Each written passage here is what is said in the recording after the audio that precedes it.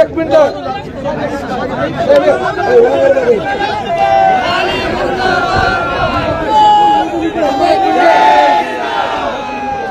कोणी असेल नसेल विचार आपण करायचा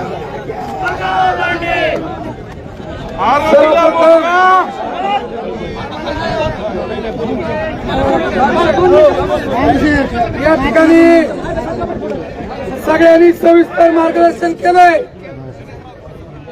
आणि आपण बघितलं असेल की आपणच पाळलेला आता पिसळल्यावर त्याला ठसायचं काम आहे. आम्ही भाऊ या ठिकाणी रस्त्यावर उतरून करू.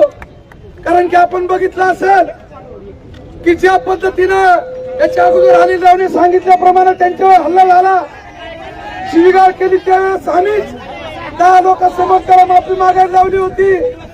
परंतु त्याला आता चांगलं कुणाचं तरी मोठं पाठबळ दिसतंय आणि त्या पाठबळाच्या आधारे तो त्याच्या घरातून काल पळून गेला. आणि त्याचा मुस्लिम समाज असेल किंवा हिंदू समाज असेल आणि मुस्लिम समाजाला तुम्हाला हात जोडून विनंती आहे, तुम्ही जर असल्या लोकांच्या नादी लागलात तर पूर्ण समाजाला घेऊन तुम्हाला या वादात पडावं लागेल आणि विनाकारण नाहक तुम्हाला इथं तुपारी पडावं लागेल. हे असल्या अवलादी तुम्ही खड्यासारख्या बाजूला काढले पाहिजेत. गुन्हे गोविंदाने राहणारी आपली ही वळवणी शहर, हे असली धर्मांध लोक या ठिकाणी वाद आणि तेढ निर्माण करून आपल्या त्या ठिकाणी वाद तयार करायचं काम करतात आणि स्वतःची पोळी भाजण्याचं काम करतात. त्याच्यामुळं प्रत्येकाला एकाच विनंती आहे, इथून पुढे कुणी कुणाला बोलावणार नाही, कुणी कुणाला आवाज देणार नाही. आपल्या माणसाला हात लागला तिथं स्वतःहून धावून येणे आणि तिथं स्वतःहून हातात म्हणजे वेळेस आपण कुठल्या गोष्टीचा विचार करायचा नाही. कारण की खूप सहन केलं, खूप गोष्टी आपण कायद्याने संविधानाच्या पाळल्या, परंतु कुठेतरी कायद्याचा गैरवापर आणि गैरफायदा हे आपल्या विरोधात घेत आहेत. त्याच्यामुळं आता प्रशासनाला मग भाऊंनी सांगितल्याप्रमाणे जो सीडीआर काल पलायन होताना आरोपीने ते सीडीआर काढा. कुणा कुणासोबत त्याचं बोलणं झालं, कुणा कुणासोबत त्यांनी कॉल केले, कुणाच्या गाडीतून गेले हे आम्हाला माहिती आहे. आम्हाला तुम्हाला सांगायची वेळ आणू देऊ नका. या सगळ्यांना तुम्ही सह आरोपी करा. तुम्हाला वाटेल आज आहेत उद्या आहेत पोरं आहेत, आजचं होईल उद्याचं होईल, 4 दिवसात गार होतील, पण जितका वेळ तुम्ही घ्याल तितकी गरमी सगळी पोरं होतील. पुन्हा तुमच्या आमच्या हातात काही राहणार नाही.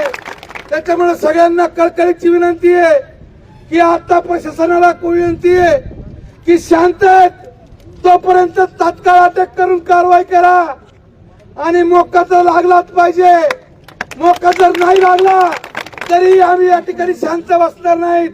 त्यामुळे परत एकदा सांगतो, सगळ्यांनी मार्गदर्शन केलंय, खूप वेळ झालाय. समाजासाठी धर्मासाठी वेळ देणं गरजेचं आहे. तो वेळ एकटं सांगायची वेळ जरी आली तरी ती तयारी प्रत्येक या ठिकाणी बांधवांनी ठेवली पाहिजे. त्यामुळं परत एकदा या ठिकाणी सगळ्यांचे आभार व्यक्त करण्याचा कुणाचा अधिकार नाही, प्रत्येकाचं कर्तव्य म्हणून. त्याच्यामुळं आजचा मोर्चा या ठिकाणी फक्त निदर्शनं करून बंद ठेवून या ठिकाणी थांबवतोय. पण जर याला लवकर अटक झाली नाही तर वळवणी शहर बंद कायम ठेवून आणि रस्त्यावर उतरून रस्ते बंद करून आम्ही या ठिकाणी आंदोलन पुढचं करू. यानंतर सगळ्यांना विनंती आता कुणीतरी एक जण यानंतर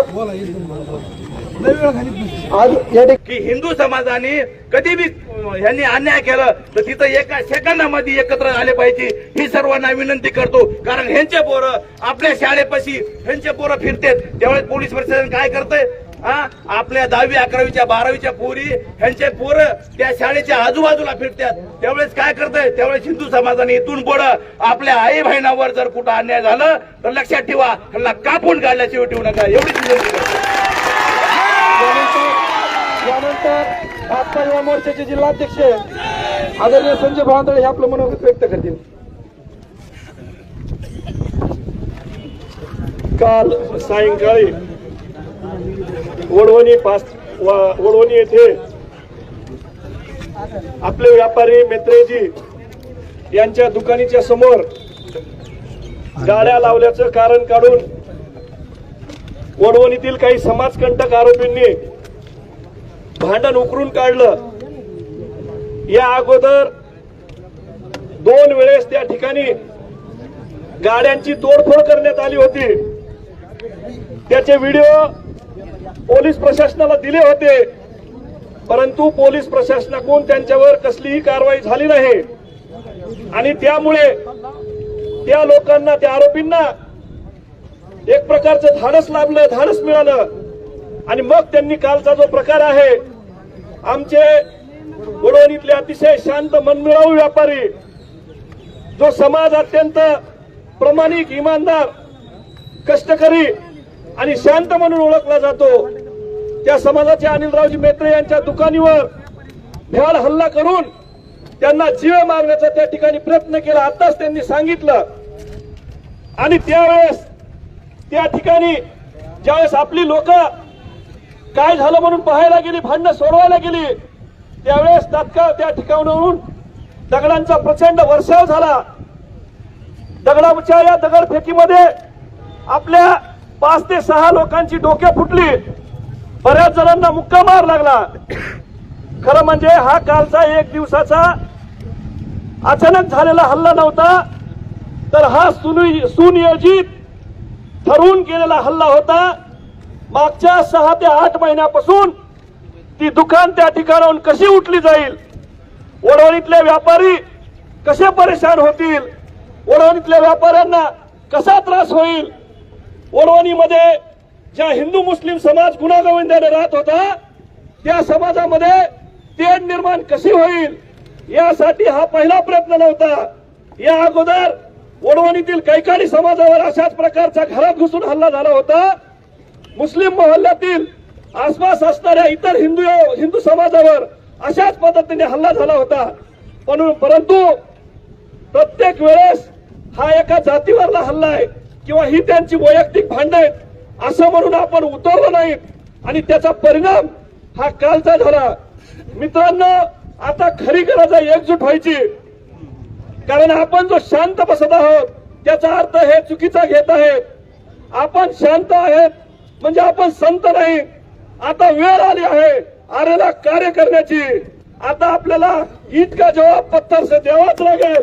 त्याच्याशिवाय ही जी धर्मान लोक आहेत, ही जी समाजकंटक आहेत, ज्यांना 2 समाजामध्ये तेढ निर्माण करायची, ज्यांना या वडवणीचं शांततेचं वातावरण शांत ठेवायचं नाही, ज्यांना या वडवणीचा व्यापार यापुढे जाऊ द्यायचा नाही, ज्यांना या वडवणीचं जी वडवणीची शांतता ओळख, व्यापार प्रिय म्हणून ओळख आहे, त्या व्यापार प्रिय आणि वडवणीला डाग लावण्याचं जे काम करत आहेत त्या आरोपीवर काल या ठिकाणी 307 सह अनेक गुन्हे दाखल झाले। माझी या ठिकाणी प्रशासनाला माझी विनंती आहे की फक्त 307 गुन्हे दाखल करून हे काम थांबणार नाही, तर या ठिकाणी हे जे 307 चे आरोपी आहेत त्यांच्यावर हा पहिला गुन्हा नाही, याच्यावर आतापर्यंत 7 ते 8 वेगवेगळे गुन्हे आहेत। त्यामध्ये हिंदू मुस्लिम भांडणं लावण्याचे सुद्धा गुन्हे आहेत, 307 चे गुन्हे आहेत। माझी पहिली मागणी या मोर्चेकऱ्याच्या वतीने या पोलीस प्रशासनाला आहे की याला पहिल्यांदा तडीपार करा आणि तडीपारीचे गुन्हे दाखल करा।